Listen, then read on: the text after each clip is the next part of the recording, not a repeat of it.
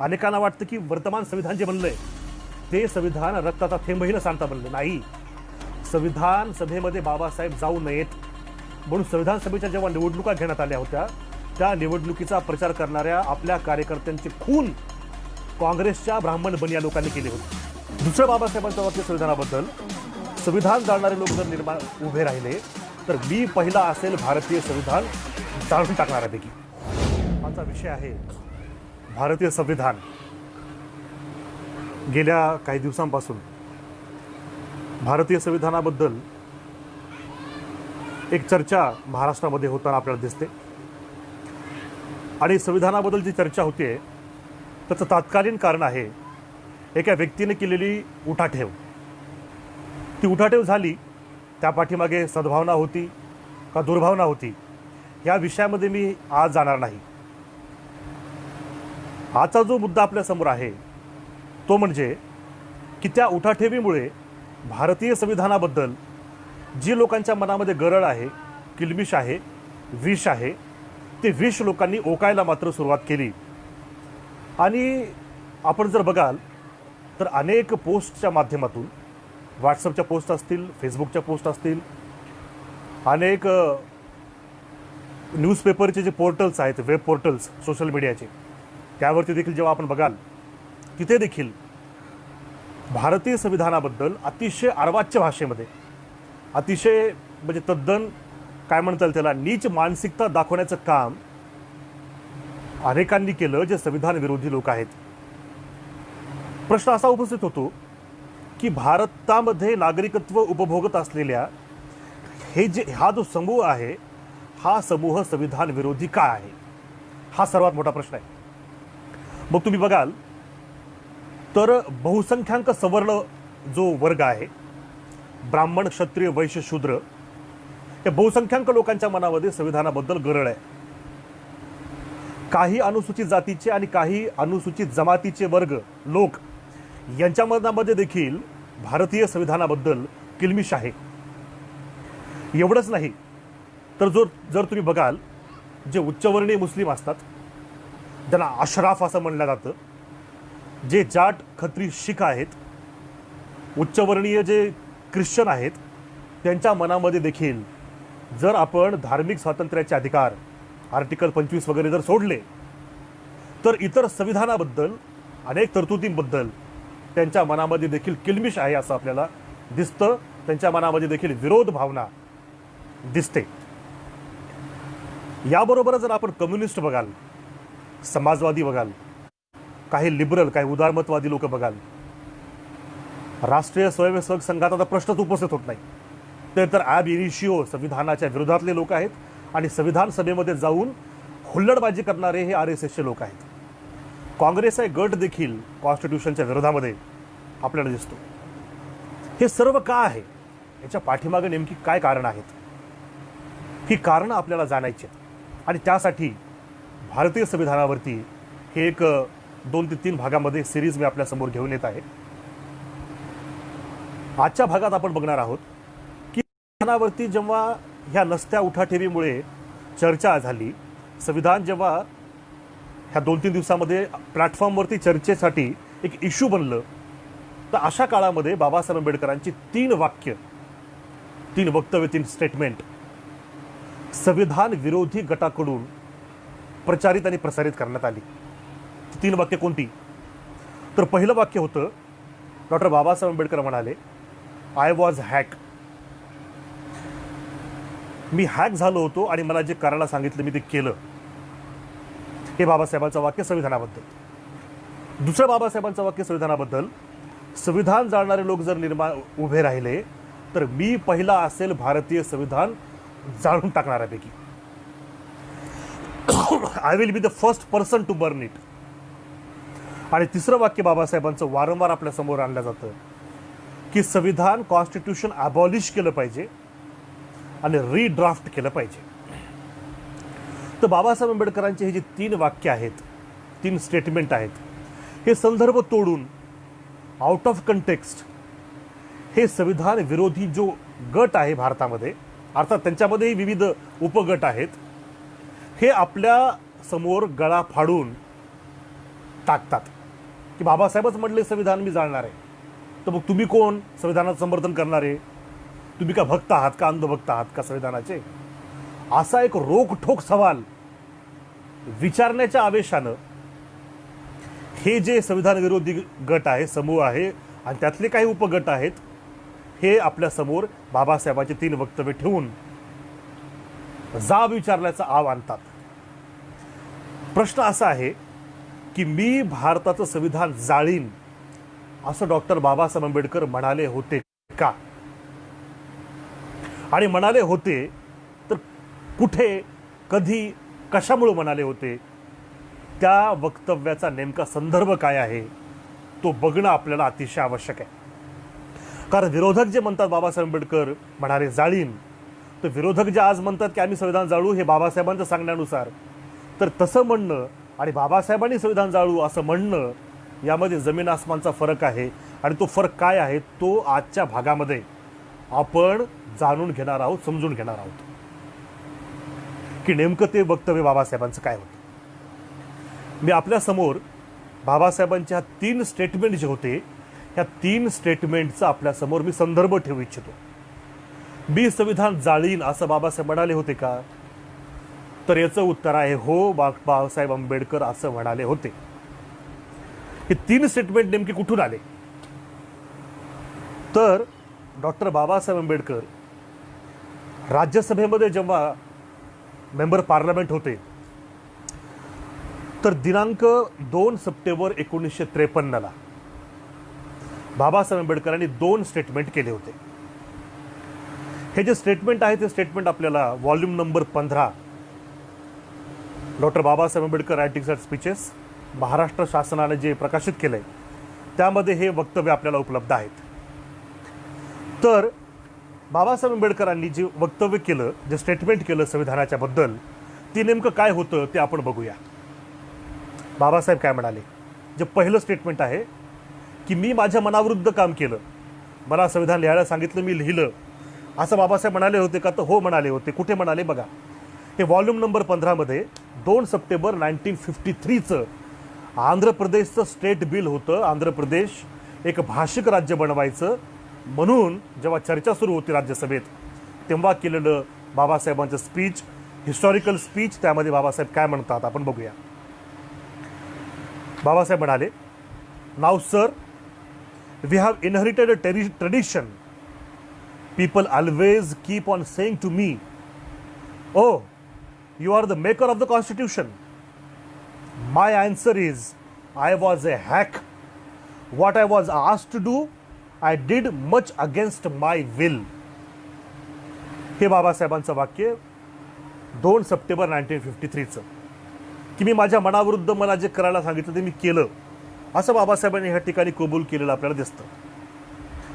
आता मी संविधान जाळीन हे जे वाक्य आहे हे देखील ह्याच भाषणामध्ये आपल्याला पुढे भेटेल. बाबासाहेबांचे ते वक्तव्य काय होतं नेमकं ते मी तुम्हाला वाचून दाखवतो. बाबासाहेब म्हणाले, sir, my friends tell me that I have made the constitution, but I am quite prepared to say that I shall be the first person to burn it out.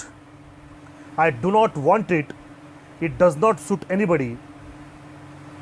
But whatever that may be, if our people want to carry on, they must not forget that there are majorities and there are minorities. आणि पुढे मग बाबासाहेबांनी अनेक मुद्दे समोर मांडलेले आपल्याला दिसतील. तर बाबासाहेब आंबेडकरांनी I was a hack, I did much against my will, आणि मी संविधान जाळीन, I will burn the constitution, असं वक्तव्य 2 सप्टेंबर 1953ला केलेलं आपल्याला दिसेल. भारतीय संविधान 1950ला लागू झालं आणि 3 वर्षामध्ये बाबासाहेबांनी असं स्टेटमेंट का केलं, याचं नेमकं कंटेक्स्ट काय आहे, तो कंटेक्स्ट आपल्यासमोर मी ह्या ठिकाणी मांडणार आहे. बाबासाहेब आंबेडकरांनी हे जे वक्तव्य केलं याचा कंटेक्स्ट काय होता, तर भारतामध्ये भाषावार प्रांतरचना, भाषेच्या आधारावरती राज्याची निर्मिती होऊ लागली. आणि भाषावार प्रांतरचना भारतामध्ये एक समस्या म्हणून उद्भवली होती. इतर देशामध्ये उदाहरणार्थ स्वित्झर्लंडचं उदाहरण बाबासाहेब आंबेडकरांनी दिलं की स्वित्झर्लंडमध्ये अनेक भाषिक लोक एकत्र राहतात, एकत्र नांदतात. मग भारतामध्येच भाषा हा प्रॉब्लेम काय, समस्या काय आहे? तर बाबासाहेब म्हणाले भारतामध्ये भाषा प्रॉब्लेम नाही आहे. तर बाबासाहेबांनी एक टर्म कोट केली, टर्म बाबासाहेबांनी नवीन दिली टर्म, ती काय की लिंग्विझम लोडेड विथ कम्युनलिझम. भारतामध्ये केवळ भाषा नाहीत तर भाषेला एक जातीयता चिटकलेली आहे. भारताची जी भाषा आहे, भारतामध्ये ज्या अनेक भाषा आहेत त्या भाषांना जातीयतेचा वास येतो, दुर्गंध येते. आणि ह्या कारणामुळं भारतामध्ये भाषावार प्रांतरचना ही सर्वात मोठी समस्या आहे. का? याचं कारण बाबासाहेबांनी सांगितलं. जर आंध्र प्रदेश तेलुगू लोकांसाठी बनलं तर आंध्र प्रदेशच्या बलाढ्य राज्यामध्ये रेड्डी आणि कम्मा दोनच जातीचं वर्चस्व निर्माण होईल आणि बाकीच्या जाती मग काय करतील? त्यांचा सत्ता आणि संपत्तीमध्ये वाटा कुठं आहे? महाराष्ट्रामध्ये जर का बृहन महाराष्ट्र तुम्ही मोठा बनवला तर मराठी भाषिकांचं राज्य बनवलं तर एक विशिष्ट जात जी आहे तिच्या हातामध्ये त्या राज्याची सत्ता आणि संपत्ती येईल आणि बाकीच्यांना त्यांच्या तोंडाकडे बघत राहावे लागेल. अल्पसंख्याक जातीचं काय? म्हणून भारतामध्ये एक भाषा एक राज्य हे तत्व अतिशय चुकीचं आहे, भिकार दर्जाचं आहे. एक राज्य एक भाषा हे तत्व असलं पाहिजे असं डॉक्टर बाबासाहेब आंबेडकरांनी निक्षून सांगितलं. आणि सांगत असताना तिथले जे इतर मान्यवर सदस्य होते राज्यसभेचे ते बाबासाहेब आंबेडकरांना इंटरप्ट करू लागले, मधामध्ये अडवू लागले. आणि अडवत असताना मग त्यांना बाबासाहेबांनी एकानं प्रश्न विचारला. त्या प्रश्नाच्या उत्तरामध्ये बाबासाहेबांनी हे स्टेटमेंट केलेलं आपल्याला आढळेल. म्हणजे मुद्दा काय आहे तर भाषावार प्रांतरचनेच्या वेळेस जे काही समस्या निर्माण झाली होती त्या समस्येला आधार बनवून बाबासाहेबांनी वक्तव्य केलं. मी संविधान जाळीन असं बाबासाहेब का म्हणाले याचा पण एक संदर्भ बाबासाहेबांनी स्वतः त्यामध्ये दिलेला आहे. तो कंटेक्स्ट काय होता, संदर्भ काय होता की भारतामध्ये जी सामाजिक परिस्थिती आहे त्या सामाजिक परिस्थितीमध्ये हिंदू बहुसंख्याक जातीवादी लोकांचं वर्चस्व आपोआप स्थापित होतं. कारण भारतीय समूह भारतीय समाज विशेष करून धर्माच्या आधाराने, जातीच्या आधाराने, पोटजातीच्या आधाराने, भाषेच्या आधाराने, विभागाच्या आधाराने आणि अशा अनेक जर तुम्ही धर्मशास्त्राचे जर नियम आणि अटी बघितल्या तर त्या सर्व आधारावरती तो नियंत्रित होतो, संचलित होतो. आणि म्हणून बहुसंख्य आणि अल्पसंख्य, अनुसूचित जाती अल्पसंख्य आहेत, आदिवासी अल्पसंख्य आहेत, NT, DNT, VJNT अल्पसंख्य आहेत. यांच्यासाठी काय तरतुदी तुम्ही कराल? यांच्यासाठीच्या तरतुदीबद्दल आमच्या तोंडाला पानं पुसायचं काम येथील बहुसंख्य जातीवादी लोकांनी केलं. हा तो कंटेक्स्ट होता. आणि या कंटेक्स्टमध्ये बाबासाहेब आंबेडकरांनी दोन उदाहरणं दिली होती. एक उदाहरण होतं की भारतामध्ये अल्पसंख्य लोकांसाठी तुम्हाला तरतूद करावी लागेल. अशी तरतूद जेव्हा आम्ही मागतो तेव्हा आम्हाला काय म्हणलं जातं? Oh, to recognise you is to harm democracy. म्हणजे अल्पसंख्य वगैरे असं म्हणलं तर येणं म्हणजे लोकशाहीला आघात पोहोचतो. म्हणजे बहुसंख्य विरुद्ध अल्पसंख्य हा जो भारतामध्ये जे सत्य परिस्थिती आहे, व्यवहारामध्ये जे दिसतं ते नाकारून टाकायचं, त्याच्याकडे दुर्लक्ष करायचं, त्याला इग्नोर करायचं. हे जे काही भारतामध्ये याच्या नसता उठाठेवी चालतात ह्या गोष्टीला बाबासाहेबांचा विरोध होता. बाबासाहेब म्हणाले होते की भारताच्या सामाजिक परिस्थितीमध्ये अल्पसंख्य वर्ग आहे याचं अस्तित्व तुम्हाला मान्यच करावं लागेल. तो तुमच्याच रंगामध्ये रंगेल असं तुम्ही कसं म्हणू शकता? असं कदापि होऊ शकत नाही. म्हणून अल्पसंख्य वर्ग देखील भारताचा नागरिक आहे, त्याला त्याचा अधिकार, सत्ता आणि संपत्तीतला वाटा त्याला मिळाला पाहिजे. आणि तो देण्यासाठी हिंदुत्वाच्या नावावरती, हिंदू धर्माच्या नावावरती, राष्ट्राच्या नावावरती, लोकशाहीच्या नावावरती, मेरिटच्या नावावरती बहुसंख्याक लोकांनी विरोध केला होता. तेव्हा बाबासाहेबांनी दोन उदाहरणं दिली. कॅनडामध्ये सेक्शन 93, त्या सेक्शन 93 नुसार कॅनडामध्ये दोन वर्ग आहेत, कॅथलिक, रोमन कॅथलिक आणि प्रोटेस्टंट. रोमन कॅथलिकांची भाषा फ्रेंच होती आणि प्रोटेस्टंटांची भाषा इंग्रजी होती. आणि फ्रेंच जे लोक होते ते अल्पसंख्य होते. मग अशा वेळेस अल्पसंख्याकांच्या साठीची जी रिप्रेझेंटेशनची मुद्दा होता, प्रतिनिधित्वाचा मुद्दा होता, तो कसा, तर सेक्शन 93 नुसार त्यांच्या संविधानामध्ये तरतूद करण्यात आली होती. दुसरं, इंग्लंडमध्ये स्कॉटिश ऑफिस होतं. स्कॉटलँड, आयर्लंड आणि इंग्लंड हे तिघांचा मिळून युनायटेड किंगडम बनतो. हे एक जरी लोक असले तरी देखील त्यांनी त्यांची जे कल्चर आहे, त्यांची जी समूहाची जी अनेक प्रकारची जी प्रताडणा त्या लोकांनी इतिहासामध्ये केली ती मान्य केली आणि त्यांच्यासाठी त्यांच्या संविधानामध्ये, त्यांच्या कन्व्हेन्शनमध्ये इंग्रज लोकांनी तरतूद केली आणि त्यांना त्यांचा अधिकार देऊन टाकला. बाबासाहेब म्हणाले, जेव्हा भाषेच्या आधारावरती मोठमोठी राज्य बनतील आणि तिथला जो गव्हर्नर आहे त्या गव्हर्नरच्या हातामध्ये गव्हर्नर फक्त रबर स्टॅम्प राहील, मग अल्पसंख्य जातीवरती जर बहुसंख्य जातीच्या लोकांनी अन्याय केला तर त्याच्याकडे तरतूद काय, तो कुठे कुठे त्याची न्यायाची दाद मागेल, आणि ती दाद याच्यामध्ये नाही. अशा वेळेस बाबासाहेब म्हणाले की हे संविधान मी जाळून टाकील. हा तो कंटेक्स्ट आहे. ह्या कंटेक्स्टमध्ये बघावं लागेल की त्या तरतुदी ह्या संविधानामध्ये येऊ शकल्या नाही. अल्पसंख्याक जो शेड्यूल कास्ट आहे, शेड्यूल ट्राईब आहे, शूद्र आहे, त्यांच्यासाठीच्या त्या का नाही आल्या, कशा नाही आल्या, ते आपण आता या पुढच्या बोलण्यामध्ये आपण ते बघणार आहोत. दुसरं जे स्टेटमेंट बाबासाहेबांचं होतं की हे जे संविधान आहे हे ॲबॉलिश करावं लागेल, संपवावं लागेल आणि रिड्राफ्ट करावं लागेल. हे जे बाबासाहेबांचं स्टेटमेंट होतं हे स्टेटमेंट देखील विरोधक लोक आपल्यासमोर वारंवार मांडताना दिसतात. हे स्टेटमेंट कुठलं आहे, तर हे स्टेटमेंट 1952च आहे. 22 डिसेंबर 1952ला पुण्यामध्ये लॉ लायब्ररी या ठिकाणी बाबासाहेब आंबेडकरांनी अतिशय महत्त्वाचं ऐतिहासिक भाषण केलं होतं. ते ऐतिहासिक भाषण माझी सर्व नागरिकांना, सज्जन नागरिकांना विनंती आहे की तुम्ही बाबासाहेबांचं काही वाचलं नाही तरी चालेल, जे ज्यांना वाचण्याची आवड नाही, परंतु एक भाषण तर मात्र आपण नक्की वाचलं पाहिजे. जर रेकमेंडेशन माझ्याकडून तुम्हाला पाहिजे असेल तर ते हे भाषण 22 डिसेंबर 1952चं लोकशाहीच्या यशस्वी कामकाजाच्या पूर्वावर्ती शर्ती.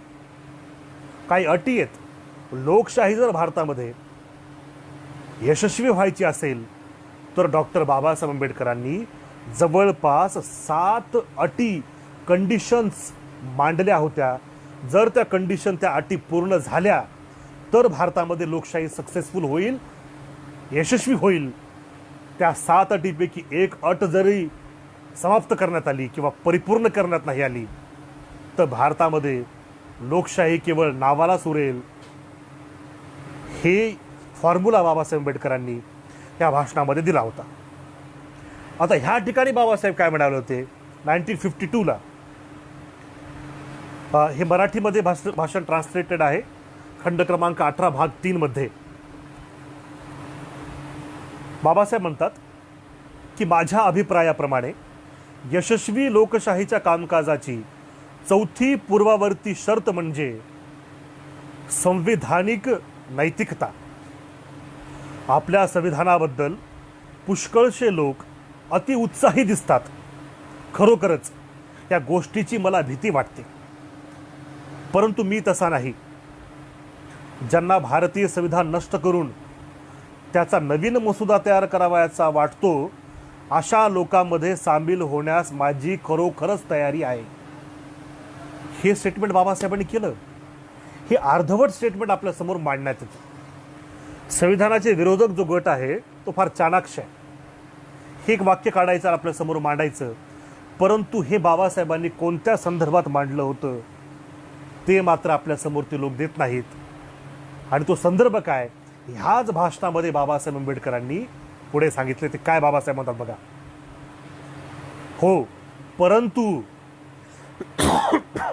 आपण हे विसरतो की आपलं संविधान म्हणजे दुसरं तिसरं काही नसून वैध तरतुदींचा समावेश असलेला तो केवळ सांगाडा आहे. या सांगाड्याचे मांस आपण ज्याला संविधानिक नैतिकता म्हणतो त्यामध्ये आढळतं यालाच इंग्लंडमध्ये संविधानाचे संकेत असे म्हणतात आणि लोकांनी या खेळाच्या नियमांचे पालन केलंच पाहिजे. हा तो कंटेक्स्ट होता. संविधानिक नैतिकता, कॉन्स्टिट्यूशनल मॉरॅलिटीचा मुद्दा बाबासाहेब आंबेडकर समोर आणतात की भारतीय जे लोक आहेत यांना आपण संविधान अर्पण केलं दिलं, परंतु ब्राह्मणिकल फोर्सेसमुळं, ब्राह्मणवादी व्यवस्थेमुळं ह्या लोकांमध्ये कॉन्स्टिट्यूशनल मॉरॅलिटी निर्माण होऊ शकते का? तर उत्तर आपल्याला काय मिळाले आज 70 वर्षामध्ये? तर उत्तर आहे नाही. आणि त्यावेळेस बाबासाहेब म्हणतात की हे असं होत आहे, कॉन्स्टिट्यूशनल मॉरॅलिटीबद्दल, नैतिकतेबद्दल ज्या त्या तरतुदी मी करू इच्छित होते बाबासाहेब आंबेडकर, त्या करता नाही आल्या, म्हणून अबॉलिश केलं पाहिजे असं देखील बाबासाहेबांनी या संदर्भामध्ये सांगितलं आपल्याला आढळेल. आता प्रश्न असा उपस्थित होतो की संविधान म्हणजे ह्या 3 स्टेटमेंटमध्ये एक स्टेटमेंट जे होतं संविधान जाळण्याचं, ते अतिशय मला वाटतं महत्त्वाचं आहे.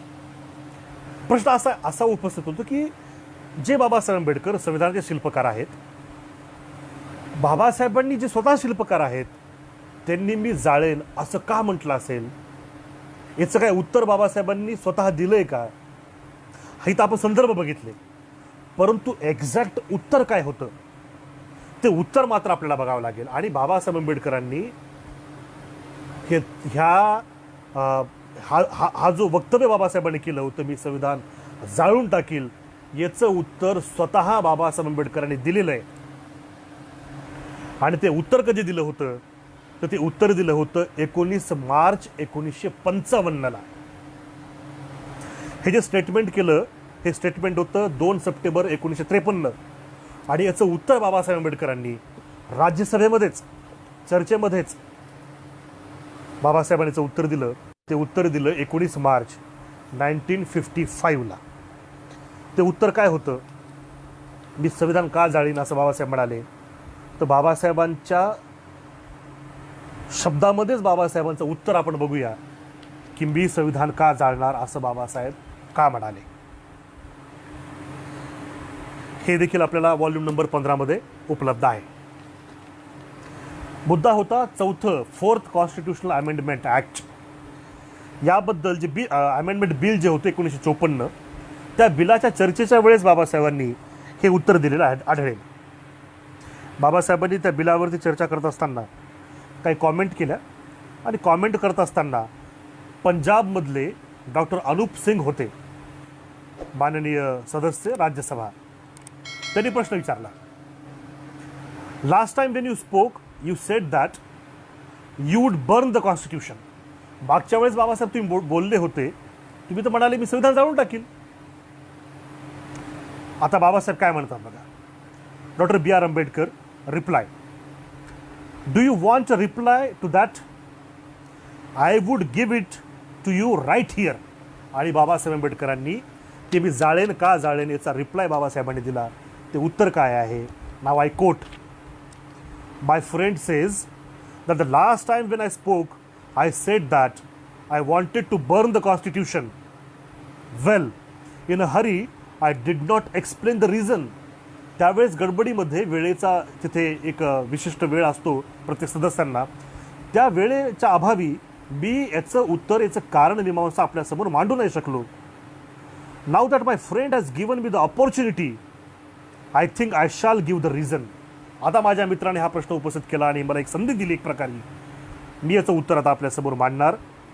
The reason is this, we built a temple for a god to come in and reside, but before the god could be installed, if the devil had taken the position of it, what else could we do except destroy the temple?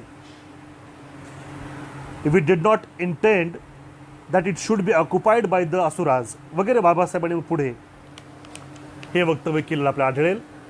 हे volume number 15 मध्ये बाबासाहेबांनी उत्तर दिलेलं आहे की मी संविधान का जाळेल, याचं उत्तर बाबासाहेबांनी इथं दिलेलं आहे. बाबासाहेबांचं हे उत्तर नेमकं काय आहे ते बाबासाहेबांच्या आता तत्वाधानामध्ये आपण बघूया. बाबासाहेबांचं स्टेटमेंट परत वाचतो. बाबासाहेब काय म्हणाले की आम्ही एक मंदिर बांधलं ज्या ठिकाणी गॉड आम्हाला इन्स्टॉल करायचा होता, परंतु त्या गॉडच्या अगोदर डेव्हिलच येऊन घुसला मनामध्ये. आता हा डेव्हिल कोण आहे? तर बाबासाहेब म्हणाले की माझ्यासमोर आता प्रश्न आहे, त्या मंदिरासकट डेव्हिलला जाळून टाका. मग प्रश्न असा आहे की हा डेव्हिल कोण आहे की ज्याच्यामुळे बाबासाहेब आंबेडकर संविधान जाळायला तयार झाले होते? हा सर्वात मोठा प्रश्न आहे. आता इथे गॉड डेव्हिल वगैरे हे एक अनेकाला वाटेल मग बाबासाहेब का डेव्हिल आणि गॉडमध्ये विश्वास ठेवायचा का? असं नाही. हे इंग्लिश रेटॉरिकचा मुद्दा आहे. It's a rhetoric. आता रेटॉरिकमध्ये असे मुद्दे आपल्याला मांडावे लागतात. ते एक प्रकारचं विशेषण आहे की चांगल्या पद्धतीचे, चांगल्या प्रकारचे, चांगल्या स्वभावाचे माणसं आम्हाला ह्या संसदेमध्ये बसवायचे होते. ह्या लोकशाहीच्या ही जी पूर्ण आम्ही जे लोकशाहीचं तत्त्व निर्माण केलं, संस्था निर्माण केल्या, त्याच्यामध्ये बसवायचे होते. परंतु चांगल्या लोकांच्या अगोदर वाईट लोकांनी त्या ठिकाणी शिरकाव केला. डेव्हिल लोकांनी शिरकाव केला, शैतानी लोकांनी शिरकाव केला. हे शैतानी लोक, बदमाश लोक, डेव्हिल लोक नेमके कोण? हा सर्वात मोठा प्रश्न आहे. आणि बाबासाहेब म्हणाले की ह्या डेव्हिल सकट हे जाळून टाकलं पाहिजे. म्हणून ते वक्तव्य केलं होतं. हे डेव्हिल कोण आहे याबद्दल संविधान विरोधक मूग गिळून का बसतात गप्प? याचं कारण आहे मित्रांनो. कारण डेव्हिल कोण हे जेव्हा तुम्ही ऐकाल ना कोण आहे डेव्हिल, तेव्हा तुम्हाला आश्चर्य वाटल्याशिवाय राहणार नाही की बाबासाहेब आंबेडकर डेव्हिल कोणाला म्हणाले.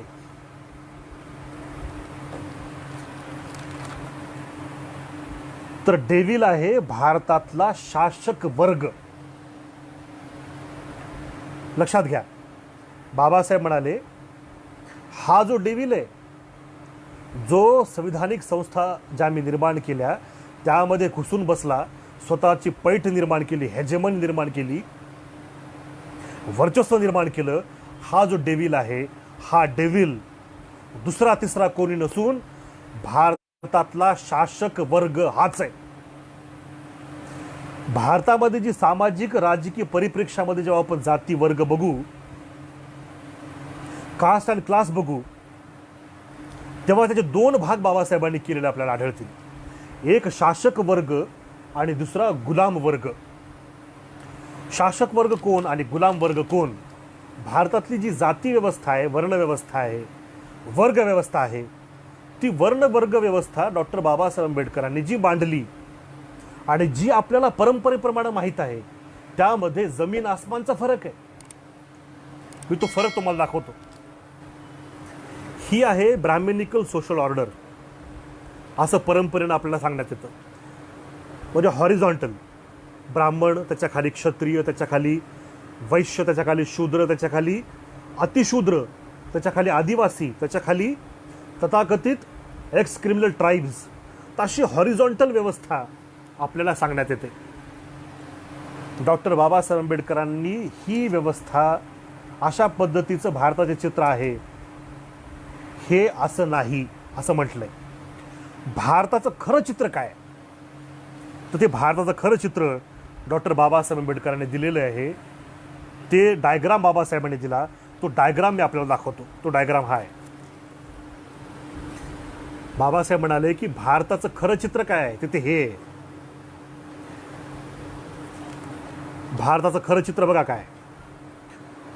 ही ब्राह्मणिकल सोशल ऑर्डर आहे, हिंदू सामाजिक व्यवस्था आहे. तर हिंदू जो आहे हा दोन भागामध्ये विभागलेला आहे. एक सवर्ण हिंदू, सहवर्ण वर्णासकट, आणि अवर्ण हिंदू, ज्यांना नॉन कास्ट हिंदू असं बाबासाहेबांनी नाव दिलं. हे कास्ट हिंदू कोण आहेत? तर कास्ट हिंदूमध्ये डॉक्टर बाबासाहेब म्हणाले कास्ट हिंदूमध्ये दोन भाग होतात. एक क्लास 1 आणि क्लास 2. म्हणजे बघा, वर्ण, जाती आणि वर्ग ही व्यवस्था बाबासाहेब आंबेडकरांनी भारतीय परिप्रेक्ष्यामध्ये वर्ग जात कशी मांडली ही इथे दिसेल. आमचे कम्युनिस्ट मित्र म्हणतात वर्ग व्यवस्था आहे. अरे ती वर्ग व्यवस्था म्हणजे ही वर्ग व्यवस्था आहे. ती वर्ग काय आहे, जात काय आहे हे आपण बघूया. तर बाबासाहेब म्हणाले क्लास 1 कोण आहे भारतामध्ये? तर तो आहे हाय कास्ट, द्विज, त्रैवर्णिक. Caste evolved out of the 3 varnas, that is Brahmin, Kshatriya आणि वैश्य. म्हणजे उच्च जातीय हिंदू, ज्यांना द्विज म्हणतात, ज्याचा उपनयन संस्कार होतो, यज्ञोपवीताचा अधिकार आहे, असे वर्ग, असे त्रैवर्णिक म्हणजे अशा जाती ज्या जातींचा उगम ब्राह्मण, क्षत्रिय, वैश्य ह्या त्रिवर्णातून होतो. हा झाला भारतामध्ये वर्ग क्रमांक 1 बाबासाहेब म्हणतात. वर्ग क्रमांक 2 कोण आहे? क्लास 2 कोण आहे?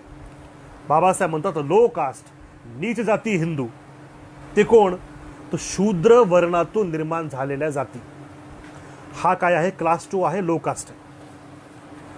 बघ बाबासाहेबांनी क्लास 3 आणि क्लास 4ला अवर्ण म्हटलेलं आहे भारतीय परिप्रेक्षामध्ये. ते कोण? तर क्लास 3 म्हणजे आदिवासी लोक आणि क्रिमिनल ट्राईब्स, ज्यांना गुन्हेगार जमाती म्हणलं गेलं. हा क्लास 3 मध्ये, वर्ग 3 मध्ये हा समूह येतो. आणि क्लास 4 जो आहे, चौथा वर्ग जो आहे, तो कोण आहे? तर तो बाबासाहेब म्हणतात अनटचेबल्स, अस्पृश्य आहे. तर बाबासाहेबांनी ही जी हॉरिझॉन्टल व्यवस्था आहे, ब्राह्मण, क्षत्रिय, वैश्य, शूद्र, अस्पृश्य, आदिवासी वगैरे वगैरे, हे म्हटले हे चुकीचं आकलन आहे. हे आकलन योग्य नाही, अयोग्य आकलन आहे. सत्य आकलन भारतीय व्यवस्थेचं, भारतीय सामाजिक परिप्रेक्षाचं ते सत्य आकलन हे आहे.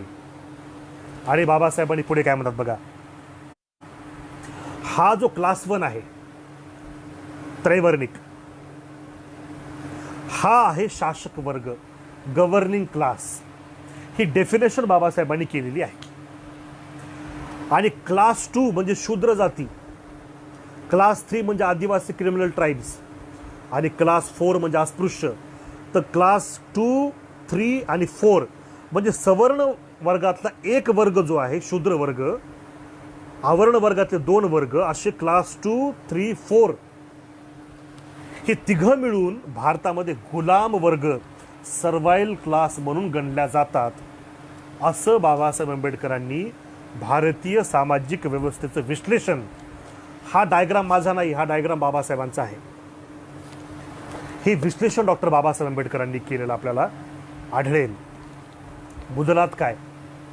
तर हा जो डेव्हिल आहे, जो भारतीय संविधान निर्माण केल्याच्या नंतर घुसला जाऊन बसला, 1952ला ज्या पहिल्या निवडणुका झाल्या, त्या निवडणुकामध्ये त्रैवर्णिक लोक निवडून आले आणि त्या लोकांनी कसले कायदे बनवले हे भारताचे कायद्याचे जे विद्यार्थी आहेत, संविधानाचे विद्यार्थी आहेत, इतिहासाचे विद्यार्थी आहेत, ते हमखास जाणतात की ह्या त्रैवर्णिकांनी 1952ला जेव्हा कब्जा केला, संसदेवर कब्जा केला, त्यानंतर त्यांनी काय केलं हे आपण जाणतो. आणि ते जाणण्याचा प्रयत्न देखील आपण करूया. येत्या भागामध्ये आपण बघूया की नेमकं ह्या डेव्हिलनं, ह्या बदमाश लोकांनी नेमकं काय केलं आणि ज्यामुळं बाबासाहेब म्हणाले की मी संविधान जाळेल. आता शेवटचा एक मुद्दा मांडतो आणि आपण ह्या ठिकाणी आजचा भाग संपवूया. तो मुद्दा असा की जेव्हा संविधान विरोधक लोक बाबासाहेब आंबेडकरांचं हे वाक्य, मी संविधान जाळेल, संविधान बिनकामाचं आहे वगैरे वगैरे असं काही जे बोलतात, बडबड करतात, तर याच्या पाठीमागे त्यांची भावना काय? संविधान हे संपून, आजचे जे वर्तमान संविधान आहे हे संपून त्यांना नेमकं आणायचं काय त्या जागी? त्यांच्याकडे काय ब्लूप्रिंट आहे? तर गफलतीमध्ये राहू नये शूद्रांनी, आदिवास्यांनी, अनुसूचित जातीच्या लोकांनी आणि क्षत्रियामधल्या काही जातींनी पण गफलतीमध्ये राहू नये. जो संविधान विरोधक वर्ग आहे त्या वर्गाकडे ब्ल्यूप्रिंट तयार आहे संविधान समाप्त केल्यानंतर. ते ब्ल्यूप्रिंट म्हणजे दुसरं तिसरं काही नसून मनुराज आहे, मनुस्मृतीचं राज्य आहे. आणि बाबासाहेब जेव्हा म्हणाले की हे संविधान मला नाही पाहिजे, तर बाबासाहेबांकडे काय ब्ल्यूप्रिंट होतं? तर ते ब्ल्यूप्रिंट आहे मित्रांनो हे. बाबासाहेबांना जे संविधान हवं होतं ना, ते स्टेट्स अँड मायनॉरिटीजमध्ये एकूण 67 प्रकारचे अधिकार बाबासाहेब आंबेडकर भारतीय समाजाला देऊ इच्छित होते. ते ह्या त्रैवर्णीय लोकांच्या, ब्राह्मण बनिया लोकांमुळे आपल्या भारतीय लोकांना भेटू नाही शकले. शेतकऱ्यांच्या समस्या, कामगार वर्गाच्या समस्या, मजुरांच्या समस्या, अनेक प्रकारच्या समस्या ह्या व्यवस्थेमध्ये का निर्माण होत आहेत? कारण व्यवस्था चालवणारे नालायक लोक आहेत, त्यामुळं हे होत आहे. दुसरं तिसरं काहीही या पाठीमागे कारण नाही. अनेक लोक म्हणतात की न्यायदानामध्ये फार फार विलंब होतो. अरे न्यायदानाचा विलंब आणि संविधान याचा दुरान्वयही संबंध नाही. न्यायदानामध्ये विलंब का होतो? कारण अतिशय निकृष्ट दर्जाचे त्रैवर्णिकातले जज लोक आमच्या डोक्यावरती बसवलेले आहेत, त्यामुळे ते होतं. अशा अनेक गोष्टी आहेत. हा जो डेव्हिल आहे, हा जो शासक वर्ग आहे, हा जो ब्राह्मण बनिया वर्ग आहे, हा कशा पद्धतीनं भारताला लागलेली कीड आहे आणि हा वर्ग हळूहळू भारताला पोखरून खात आहे आणि हाच वर्ग भारतीय संविधानाच्या विरोधात आहे. हे आपण येत्या भागामध्ये बघूया. कशा पद्धतीनं भारतीय संविधानाचं निर्माण झालं आणि बाबासाहेब आंबेडकरांनी संविधानाच्या बाबतीमध्ये जो काय स्टँड घेतला तो स्टँड देखील आपण बघूया. आजचा हा भाग आपण इथं संपूया. आपल्या सर्वांचे आभार.